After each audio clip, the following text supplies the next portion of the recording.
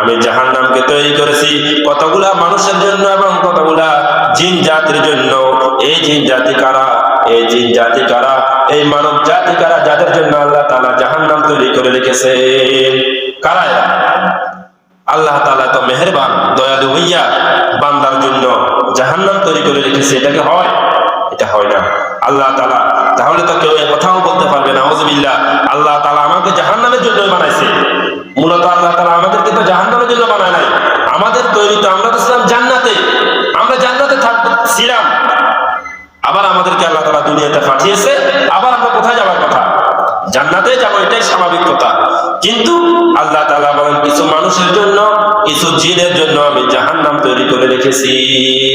নাউযুবিল্লাহ। তাহলে এরা কারা? আল্লাহ তাআলা তাদের পরিচয় দিতেছেন, লাহুম কুলুবুন লা ইয়াফকাহুনা বিহা